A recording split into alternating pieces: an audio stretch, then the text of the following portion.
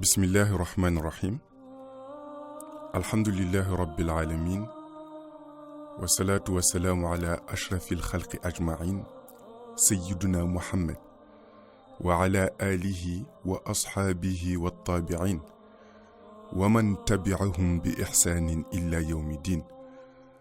Assalamu alaikum. Mes chers frères, mes chères sœurs, aujourd'hui, nous allons vous parler de l'histoire du prophète Idriss alayhi salam. La raison qui nous amène à parler de ce prophète est la suivante. Selon les exégètes du Saint-Coran, le prophète Mohammed sallallahu alayhi wa sallam sera le premier à mettre les pieds au paradis, alors que l'histoire sainte nous apprend que le prophète Idriss y réside déjà. On se demande alors comment cela est possible.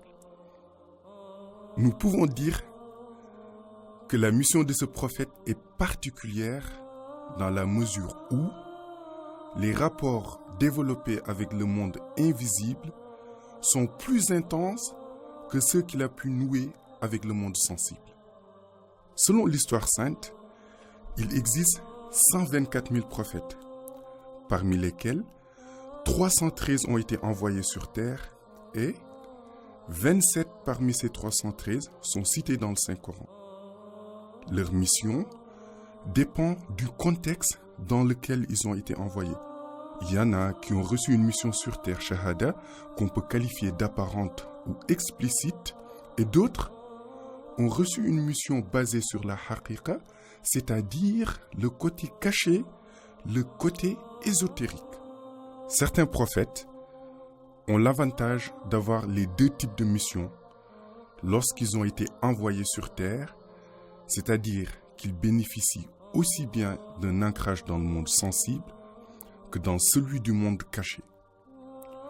Pour ces prophètes-là, leur parcours est très riche d'enseignements, aussi bien pour le monde ghaib, le monde invisible, que dans le monde shahada où nous vivons, et leurs noms sont retenus par l'histoire sainte.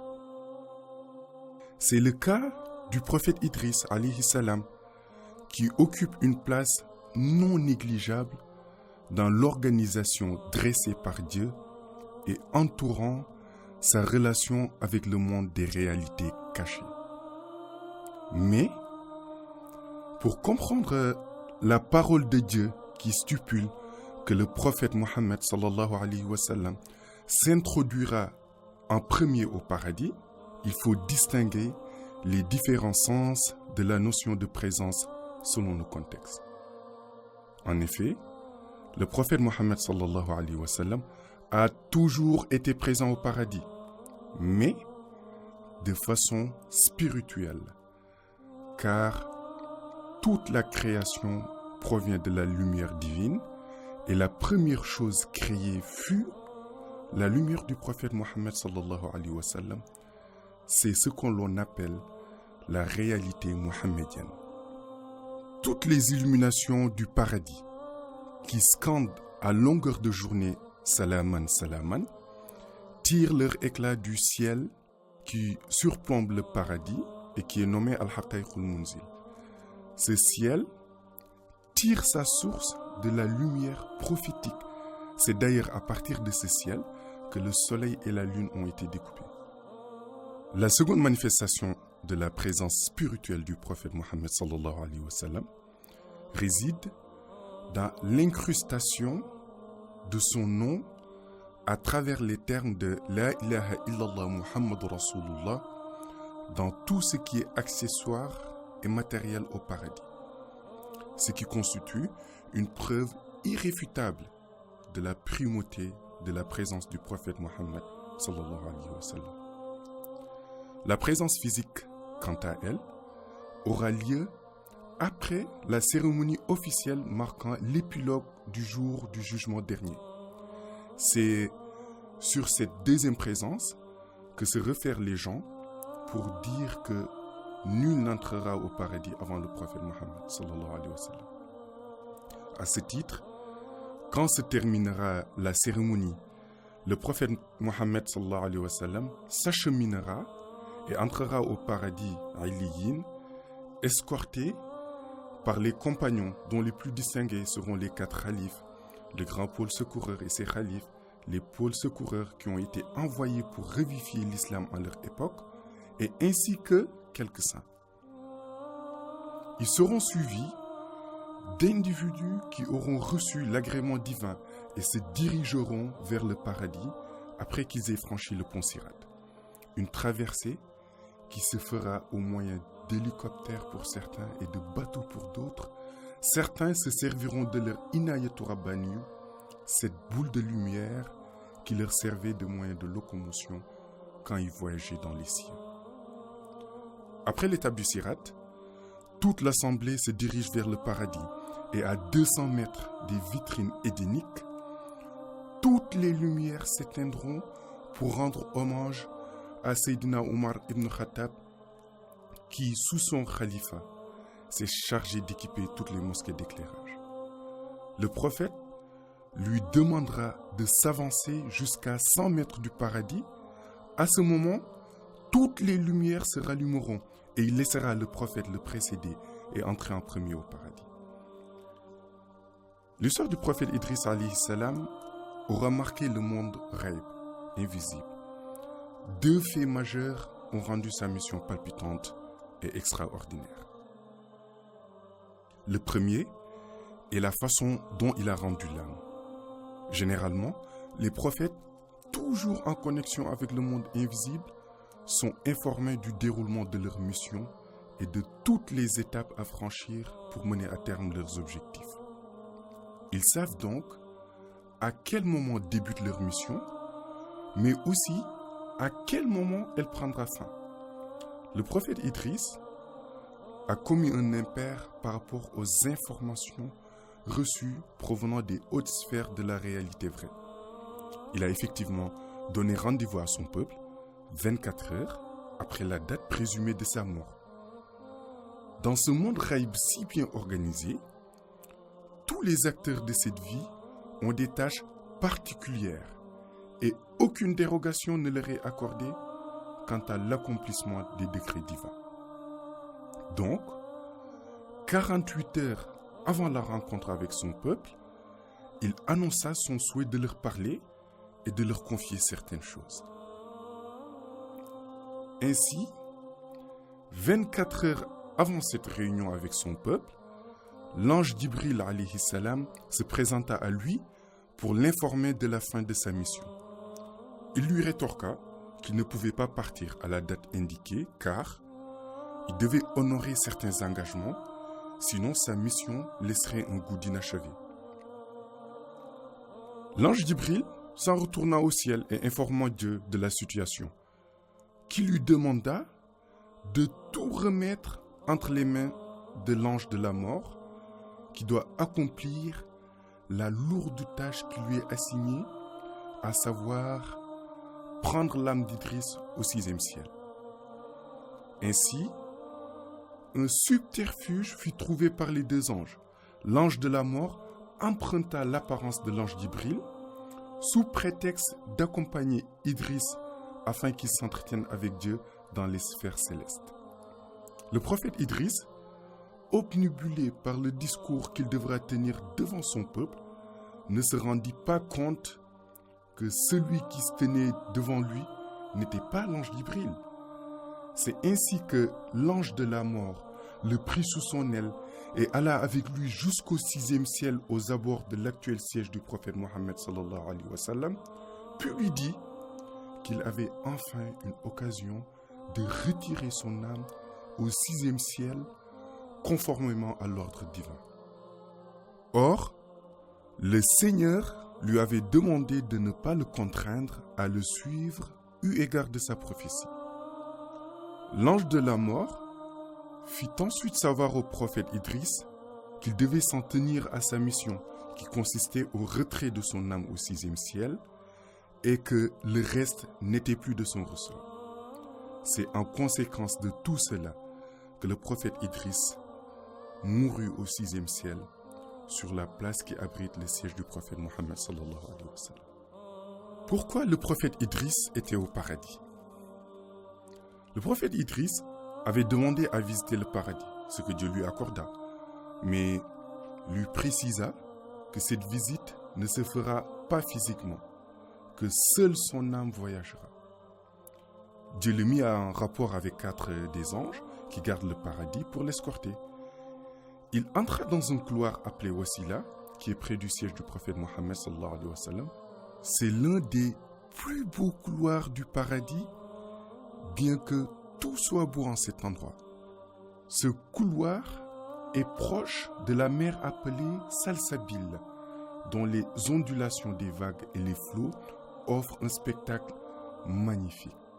Il s'engagea alors dans ce couloir et continua son chemin jusqu'à un deuxième couloir qui mène au paradis aliyin. Au vu de toute cette splendeur, de toute cette beauté et du climat agréable qui y règne, Idriss était émerveillé et impressionné. À la fin de la visite, les 4 anges lui demandent de retourner sur terre, ce qu'il refusa.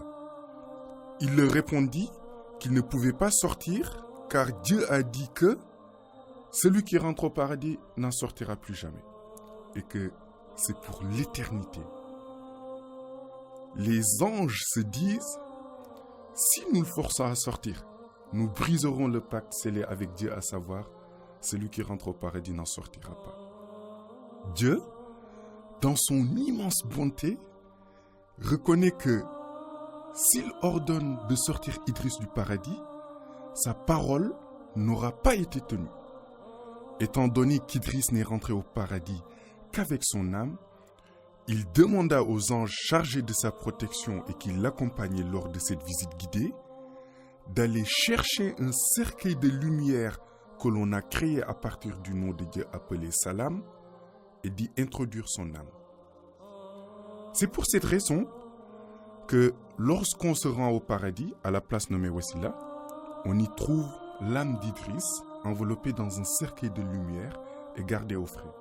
Tout ceci s'est passé 41 jours avant le décès d'Idriss. Alors que son corps est dans le monde Shahada dans lequel nous vivons et son âme au paradis. La mission d'Idriss n'était pas encore terminée, mais nous savons bien qu'un corps sans âme ne peut vivre. Comment tout cela est possible? Idriss avait un don semblable à celui que détenait le grand pôle secoureur, qui consistait à pouvoir remplacer son âme par la lumière de son zikr. Le fait de pouvoir réaliser une telle prouesse relève du domaine du miraculeux. Cette pratique permet aux hommes qui en ont la capacité de développer le hijab, c'est-à-dire de pouvoir se démultiplier et de pouvoir ainsi se trouver à plusieurs endroits à la fois. Le prophète Idriss alayhi salam avait pour zikr essentiel les paroles « La ilaha illallah ». On peut dire que c'était le cœur de sa mission, comme pour beaucoup de prophètes à cette époque. Il prit donc la lumière de ce zikr qu'il mit à la place de son âme et put ainsi terminer sa mission avant de mourir définitivement. Idriss était vivant sur terre, mais était considéré comme mort par le monde ghaib invisible, puisque pour eux, il repose à Wasila. 41 jours après ces événements, l'ange Jibril vint vers lui pour lui annoncer la fin de sa mission et par la même occasion sa mort imminente. Il repartit et envoya par la suite l'ange de la mort qui prit son apparence. Idriss voulait négocier afin qu'on lui laisse le temps d'accomplir ce qu'il avait entamé. En effet, il avait convoqué son peuple 2 jours plus tard pour leur laisser ses dernières recommandations. Pourquoi Dieu n'a pas accepté sa demande alors que, à la fin de la mission du prophète Mohammed sallallahu alayhi wa sallam, il lui a été proposé de rester autant de temps qu'il voulait sur terre, offre que ce dernier a d'ailleurs décliné. On peut se demander alors pourquoi cet avantage a été refusé au prophète Idriss. Parce que tout simplement, le prophète Idriss n'a pas respecté sa parole. Il devait revenir sur terre pour réintégrer son corps et terminer sa mission, ce qu'il n'a pas fait. Pourquoi le prophète Idriss est mort au 6e ciel? Son âme étant au paradis, il était impossible à l'ange de la mort de lui retirer la lumière de la ilaha illallah qui lui servait de ruh dans le monde sensible où nous vivons. Dieu lui a demandé de ne le faire qu'au 6e ciel. Ce n'est qu'à cet endroit qu'il était autorisé de retirer la lumière de la ilaha illallah de la poitrine d'Idriss. Cette lumière est encore appelée le secret du miracle. Ce secret ne peut être manipulé que dans le monde ghaib. C'est pour cette raison que l'ange de la mort l'a invité à venir avec lui pour demander à Dieu de lui accorder un jour de plus. Arrivé au 6e ciel, il récupéra le secret. Ensuite, il prit le corps d'Idriss qu'il ramena au 4e ciel, à l'endroit où se trouvent les prophètes qui n'ont pas été envoyés. C'est là qu'il remit dans sa poitrine le secret de la lumière de la ilaha illallah, ce qui lui redonna vie. Le prophète Idriss se trouve donc actuellement au 4e ciel avec les prophètes qui n'ont pas eu de mission sur terre, en train de faire le zikr du 100e nom de Dieu ou le Ismullah al-Azam. En attendant le jugement dernier, l'âme originelle d'Idriss est dans le cercueil de lumière dans un couloir du paradis appelé Wasila. Au moment du jugement, il assistera à l'événement avec l'âme constituée de la ilaha illallah. Une fois la cérémonie officielle terminée et que le prophète Mohammed sallallahu alayhi wa sallam se sera installé au paradis, on récupérera l'âme d'Idriss qui était gardée dans le cercueil de lumière se trouvant à la place de Wasila pour la remettre dans son corps. Et on retirera celle de la lumière de la ilaha illallah de sa poitrine. C'est à partir de ce moment qu'il pourra vivre normalement au paradis. Pour terminer, il faut noter qu'actuellement, là où il est au 4e ciel, le prophète Idriss peut ressentir les effluves du paradis et en sentir les odeurs. Ce récit est tiré des enseignements de notre honorable cher Qutb al-Aqtab al-Kabir. Wassalamu alaikum wa rahmatullahi wa barakatuh.